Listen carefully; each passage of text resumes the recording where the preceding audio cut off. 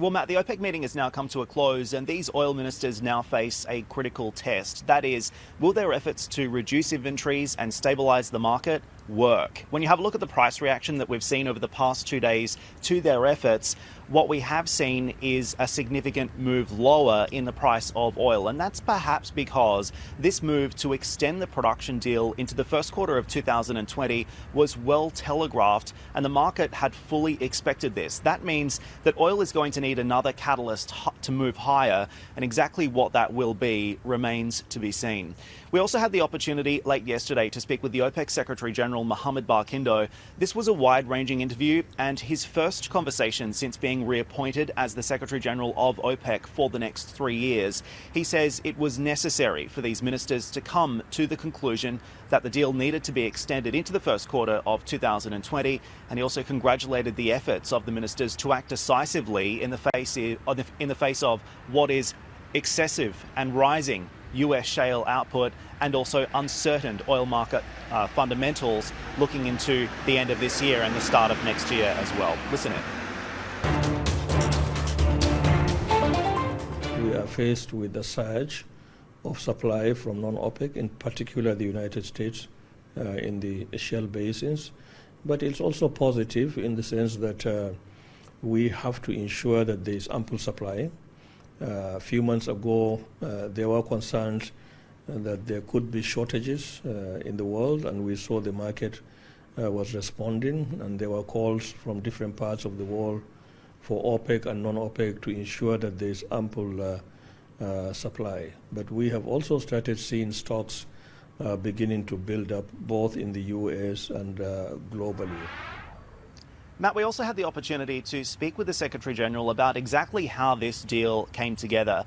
Some members, including Iran, were quite confused about the handshake that happened in Osaka at the G20 between the Russian President Vladimir Putin and the Saudi Crown Prince Mohammed bin Salman that appears to be the catalyst for this deal and the minister's efforts to bring it together. Iran had expressed some concern that perhaps this was taking influence away from other members within the group, but the Secretary General dismissed that. He said that it is, of course, common for leaders at such high echelons to discuss the outlook for oil prices, and he welcomed the conversation with Russia. We also had the opportunity to speak with the Russian Energy Minister Alexander Novak, and he too echoed the sentiments of the Secretary General. I asked him whether or not Russia now has too much influence over the group, and here's how he responded in this first on CNBC interview.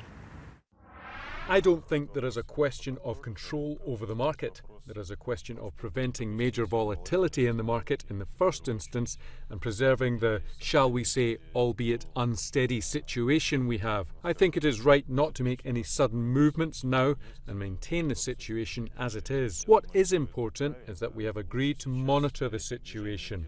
If there are any drastic deviations, then we can swiftly get together and decide on what to do. So, Matt, we have now heard from both the Secretary General of OPEC and the Russian Energy Minister, and it's very clear that these two are very closely aligned. And we also heard from the Secretary General, who said that it is going to be necessary for Russia's continued support in order to continue to stabilise global oil markets and reduce inventories. Dan, I just want to pick up on some more of your conversation there with the Russian Energy Minister, who had some strong comments on the escalating rift between Tehran and Washington, coming out in defence of Iran, which has, of course, been top of the agenda at G20 and OPEC, amongst other things as well, right?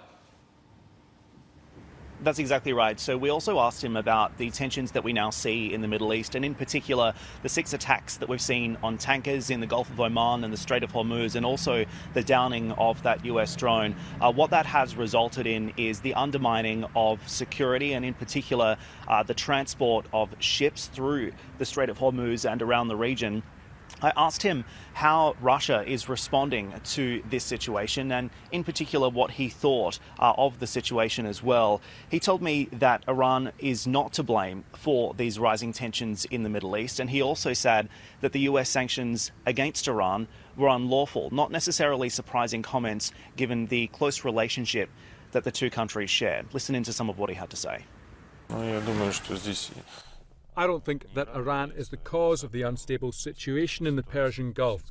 The actions taken against Iran in the form of sanctions imposed against it, for which oil production and export is a key aspect, are very important because Iran has always been one of the largest oil exporters in the world, and oil production and export are critical for the Iranian economy. As regards restrictions on Iranian exports, we support Iran and we believe that the sanctions are unlawful. They have not been approved by the UN. Matt, that was the Russian Energy Minister Alexander Novak speaking first on CNBC.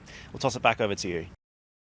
Hey everybody, it's Hadley Gamble from our new CNBC Middle East Bureau in Abu Dhabi. Thanks for stopping by. Now to watch more, you can try one of the videos that just popped up on your screen. And don't forget to subscribe.